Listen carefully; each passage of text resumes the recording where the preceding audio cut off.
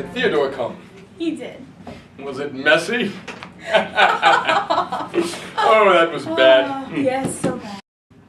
In local news, a teacher at Franklin High School is being accused of misconduct with a student. The superintendent of the district the school is in sent out an email to parents and the police informing them of this serious allegation. The administration was devastated when hearing of this allegation and acted immediately. Details are still being withheld, and the incident is being described as disturbing and devastating. Parents of students that attend Franklin High School said that they hope issues like this won't continue happening in the town, and they hope this will be resolved as quickly as possible. And here's Damien with international news. News now. In Europe, 4 confirmed dead after a Scotland copter crash. A helicopter in the North Sea off Scotland's Shetland Island killed 4 people, officials said. Luckily, there were no Americans, but there were 18 people aboard, 16 passengers and 2 crew members. It is also being investigated as a DUI in Scotland. Why is this news? Anyways, it went down Friday evening, police said. And over in England, the remains of a swan have been found barbecued near Queen Elizabeth II's castle in Windsor. The owner of the swan was indeed the Queen herself. Who knew she ate, right? The incident is being reported as a theft, a police statement said. Anyone with information is urged to get in touch. So, barbecued swan, is that good? Have you ever had it? No, but I hear alligator is fantastic. Yes. The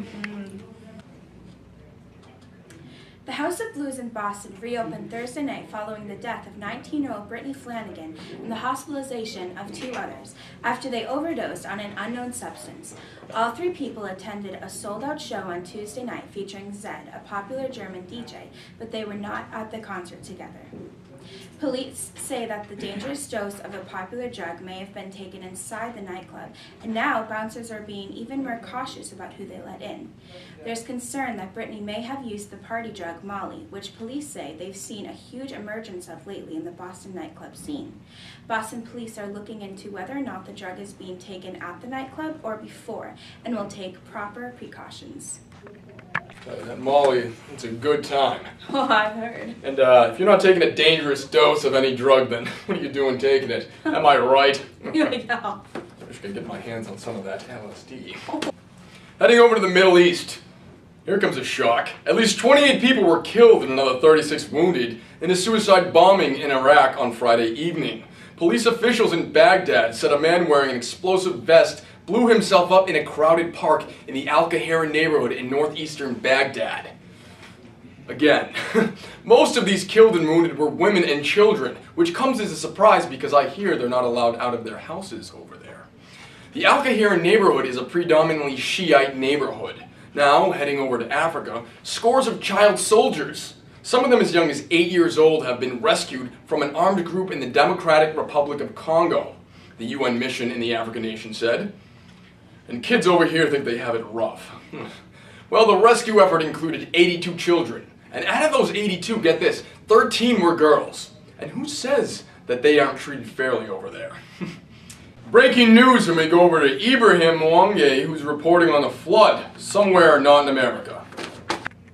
Good evening, our viewers. My name is Ibrahim Mwange for your evening news. At least 476 people are reported to have been killed in Thailand and Cambodia amid flooding caused by heavy rain, which began at the end of July. And with more bad weather on the way, a dire situation could be made even worse. In Thailand alone, about 8 million people are believed to be feeling the effects of the flooding. However, as it's expected, it's having a big impact across the people, and according to reports, around 700,000 homes have been destroyed. On Monday, the Prime Minister ordered for an immediate evacuation for all residents living in and around the affected areas, while the Disaster Preparedness Agency began the search and rescue mission. Please stay tuned to Channel 7 as we continue to bring you more breaking news all around the world. Thanks, guys. Oh, and can you heat up my coffee for later? Awesome.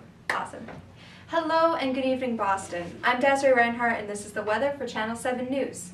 On the radar this evening, we have a pretty severe cold front moving in across southern New England. I guess summer really is over, huh? Okay.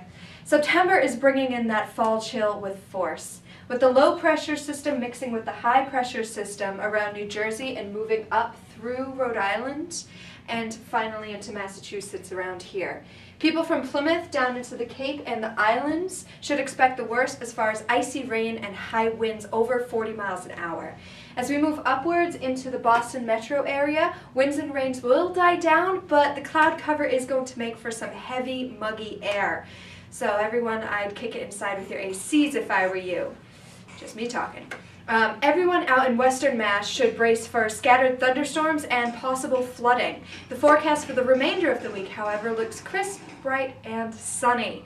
So hang tight through tonight, New England, and now over to Shanice Fountain with entertainment. Hello and good evening and welcome to the Channel 7 News Entertainment segment. I'm Shanice Fountain and tonight we're highlighting some of the most memorable performances during the 2013 MTV Video Music Awards. First thing I want to know, was there a host this year? The person I remember most was Kevin Hart ranting on about how he's actually not the host, and they just asked him to go on stage and say stuff. It seems like even that was too much for him to handle if he was just going to go on stage and complain about it. Come on guys, we need someone who can kill time and keep us entertained. Moving on, so how about those performances this year? Some were really good, right? While some were they must be on something. I mean, how can you do something so ridiculous sober and with a straight face? Things got serious, I guess. Alright, so why not begin with the first performance of the night, Lady Gaga. So as we know, Lady Gaga always has to wear something out of this world, kind of mind-blowing thing, like when she popped out of an egg as a fashion statement. You know what I mean? Well, this time it was some House of Cards type of vibe. I mean, I can't even put it into words. She had on this square headpiece that covered her whole head but her face, along with a robe, and it was in all white. I don't know, she's weird. The she performed was applause, and she changed about 4 times during the midst of her performance. Seems like she can't help but try to find herself. Moving on, and speaking of finding herself, where was Kanye during his performance? I saw his shadow. He wasn't there though. How does that work? I know he's very spiritual in a sense. There was a forest backdrop and everything, but he just took it to a whole nother level. Watch out, David Blaine. Kanye also seems to be embracing this new edge he portrays now with this distortion in the mic. Getting all artsy? Or was there a technical error during Kanye's performance? What's up with that? Am I the only one that noticed a distortion in the mic? I'm sure he heard it back and decided to act like he did it. Whatever. Moving on, where do I begin with Miley Cyrus? There's a lot I can work with, from teddy bears to the hairstyle to her outfits, and lastly the foam finger she subbed for her penis in every position she could get her hand possible. Of course, I can't forget about her twerking. Miley, we get it. You're no longer a child star, but save the twerking for people it was intended for, like the people with asses. I'm sorry, just calling a flabby one like I see it. Okay, Miley was then joined by Robin Thicke, where he performed 2 of his latest singles, including Blurred Lines, which I love. The most I can say about Robin is Beetlejuice, Beetlejuice, Beetlejuice. Ooh, I hope that also means we'll never see that suit again.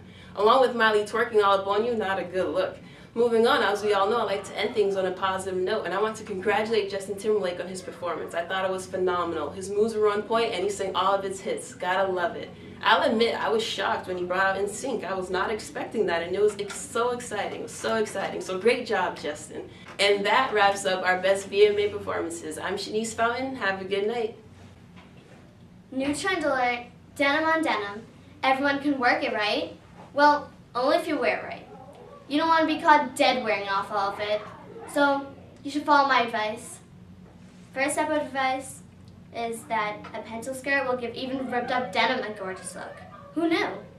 Second, a printed jean jacket is always fabulous. 3, now if you're a rookie, stick to the 2-tone rule. Light top, dark bottom. Never fails, and you won't look like a disaster. Speaking of a disaster, never wear the tight vest slouchy jeans combo. Ever. You will live in infamy. And unless you want to live in the Hall of Shame, don't wear jeans with so many rips that you can't even tell you're wearing them. Now follow these rules, because we've got eyes everywhere. Gia with Fashion Week. This is Damian Shinappy alongside Cara Magnuson. We are Channel 7 News, and we hope you have a great night. Good night, good fight.